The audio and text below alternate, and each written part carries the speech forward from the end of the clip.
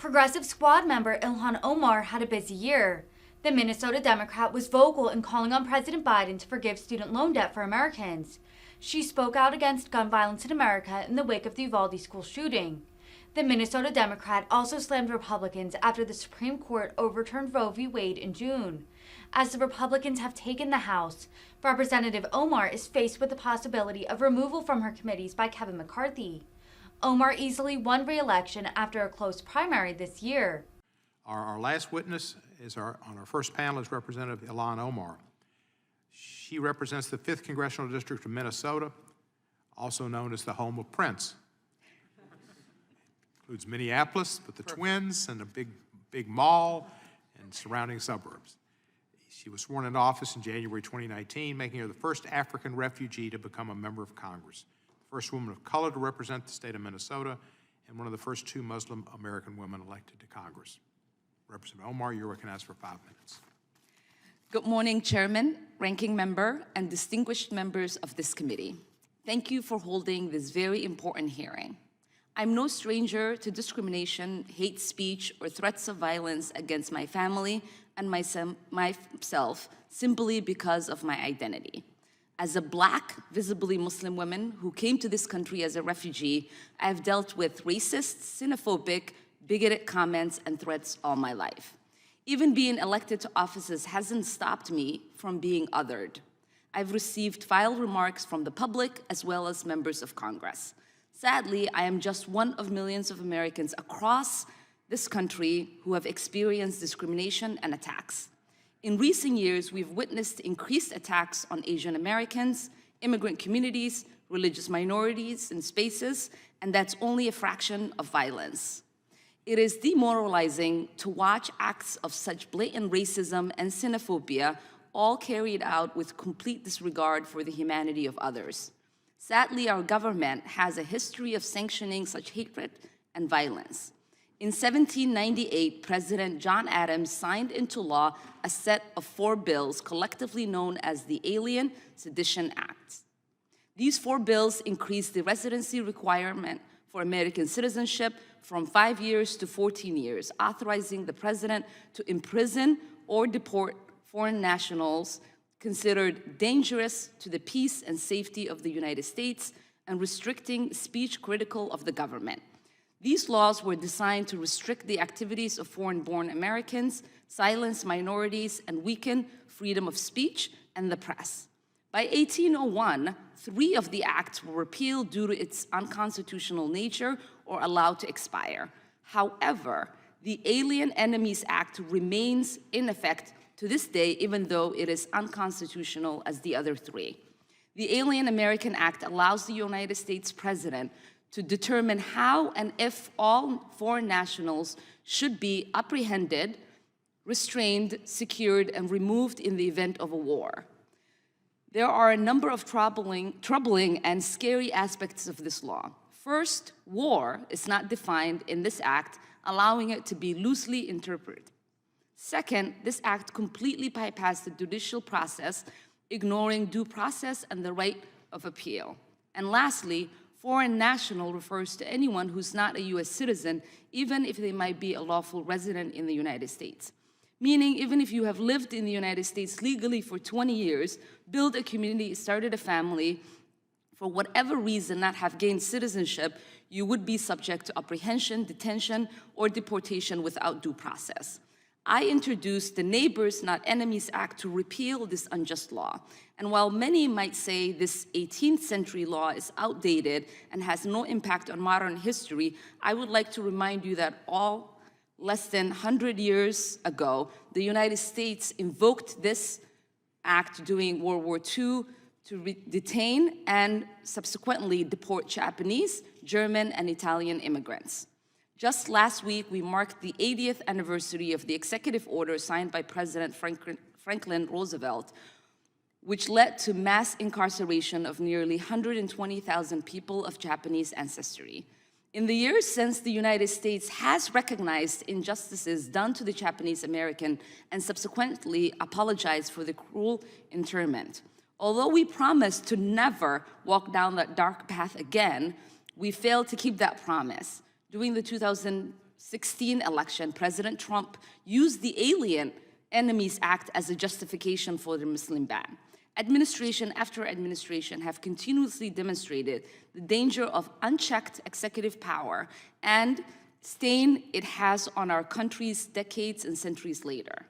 Whether it is justifying putting hundreds of thousands of people in internment camps, attacking Muslim immigrants and refugees, or separating families at the border, the Alien Enemies Act dangerously permits the president extreme executive powers to unjustly target an entire group of foreign nationals. This outdated and xenophobic law is an offense to our nation's values. We must learn from historic mistakes based on fear of the other and embrace a system of freedom and equality by passing the Neighbors Not Enemies Act. Thank you, Chairman. The USMCA included over $200 million to ILAP for technical assistance to help Mexico's enforcement of its new labor law. This funding can also be used for capacity building to monitor compliance with the new trade agreement. Secretary Walz, what steps is ILAP taking to support the enforcement of Mexico's new labor law? And what steps are being taken to protect the rights of independent unions and workers? Yeah, thank you. Back about a month ago, my Deputy Secretary, Julie Su, I mentioned this earlier today, was in Mexico, met with the labor minister in Mexico, and we have 4 labor attaches on the ground that are working on enforcement of this trade agreement. We have a 5th that will be coming forward. I was at the AFL-CIO convention yesterday, and I met with a worker that organized a union in Mexico for automobiles, and was very excited to be here in America talking about their organizing drive.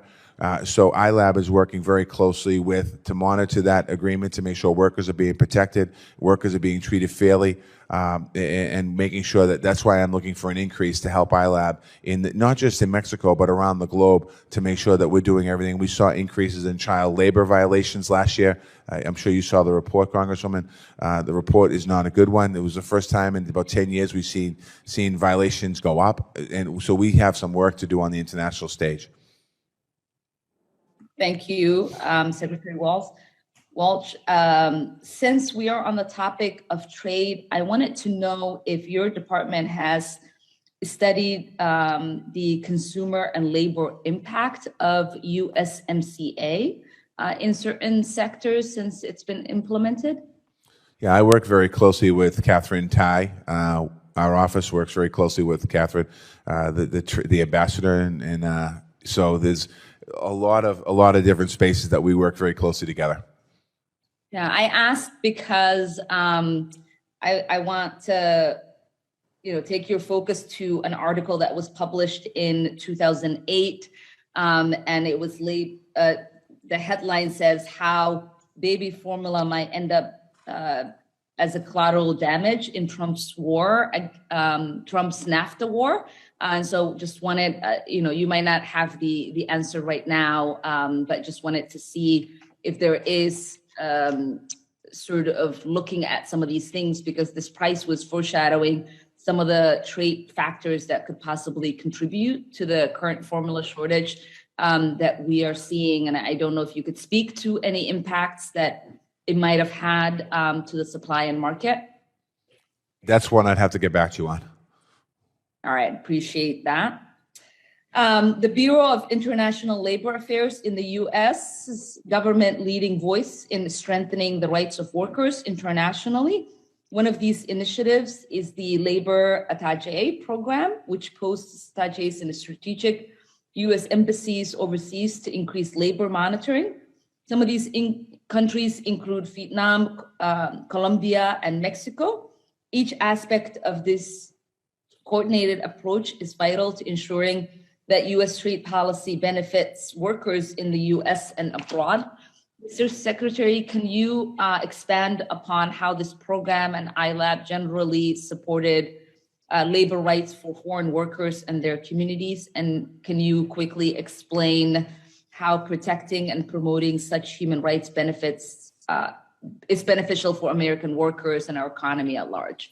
Well, I think, you know, one of the things that we're very interested in making sure in our iLab office is that we have good, strong relations with governments around the world to make sure that workers' rights are being protected in those states, in those countries.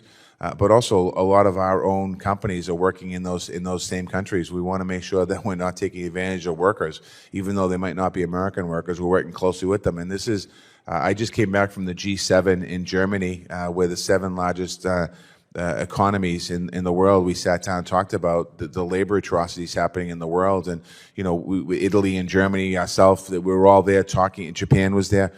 We talked about, Australia was there. We talked about really making sure we can continue to work together to support workers' rights around the globe.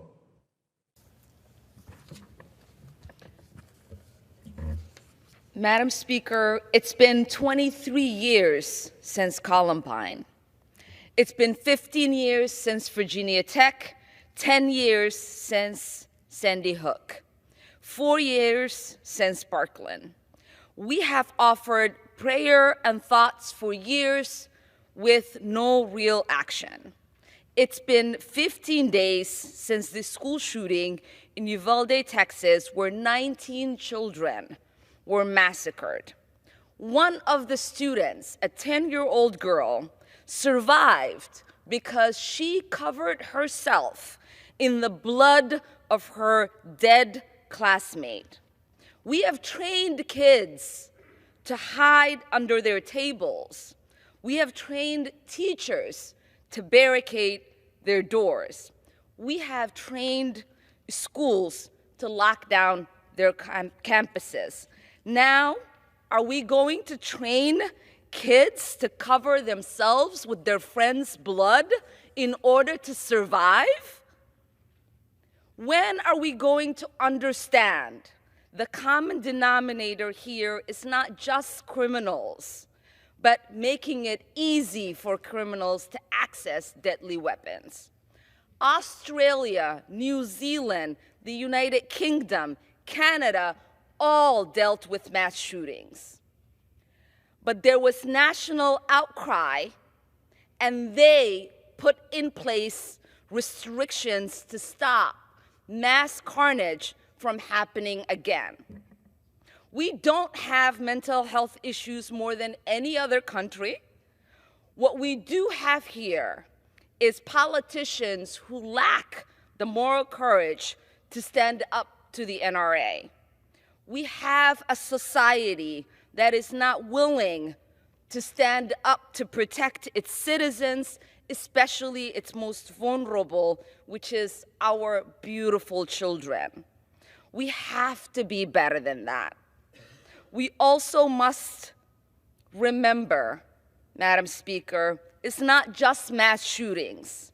It's white supremacists in Buffalo who massacre elders. It's gangs who carnage our neighborhoods, who allow for a 3-year-old in my district to get mowed down by gunfire. The problem is guns.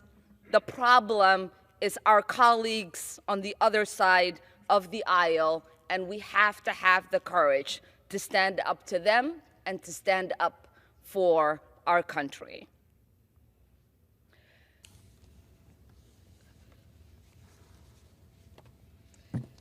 Thank you, Chairwoman.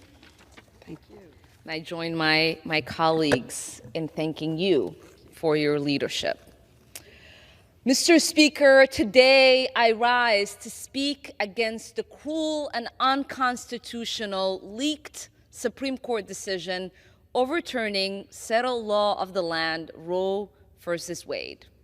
To be clear, controlling decisions about our bodies is a basic human right.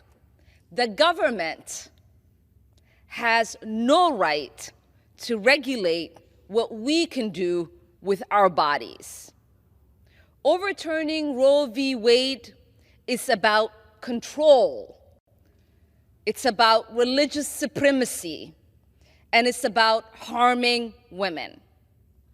It would fly in the face of decades of precedent and the overwhelming majority of public opinion. if this decision is to hold. We know this decision will fall hardest on the most vulnerable in this country, women who have been abused, women who are the victims of incest, those who have been raped. But its consequences will even be more far-reaching than we can imagine. This will be a blow to everyone who believes in the 14th Amendment, to anyone who believes there's limit to how much the government can control the decisions we make in our private lives. We will be leaving our children and the next generation in a world with less freedoms than we have enjoyed ourselves. But it's shocking to me that all of this is being championed, and it's coming from a party that believes in small government. Mr. Speaker, I rise today in support of the Honoring Our Pact Act. I thank Chairman Takano for yielding and for his incredible leadership on this bill. We ask young men and women to serve our country in uniform. We should not also be asking them to be exposing their bodies to toxins and to live with the consequences of those toxins for the rest of their lives. Whether it is Agent Orange in Vietnam or burn bits or other toxin exposures in Iraq, Afghanistan, this has been part of our military's history. This bill helps us correct historic injustices for veterans and communities like the ones in Camp Lejeune, North Carolina. I am proud today we will pass the most comprehensive legislation in decades to address the severe health problems that so many of our veterans are facing and to make it easier for them to get the relief and the care they need. Mr. Speaker, thousands of my constituents will benefit from what we are doing here today, and it is my great honor to support this bill. I yield back. Since we're talking about foreign affairs, and Congress is a very large body with 435 different perspectives, and whether or not people agree with you, your perspective is very unique within Congress, with your background, everything that you bring. And we have heard if the House flips from Representative McCarthy, that he's talking about removing you from the Foreign Relations Committee, which would be a disaster because we need your voice there. Again, whether or not people agree with you or not, your voice is unique and very important there. If the House does flip, is there anything that you can do to stay on the Foreign Relations Committee?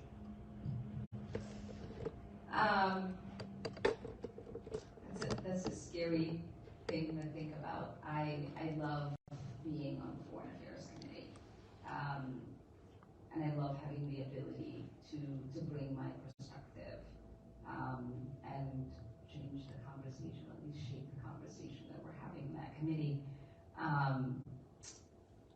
I will fight to stay on, but right now we are fighting to not lose the majority, and so that is a lot of the work we're trying to do. Both parties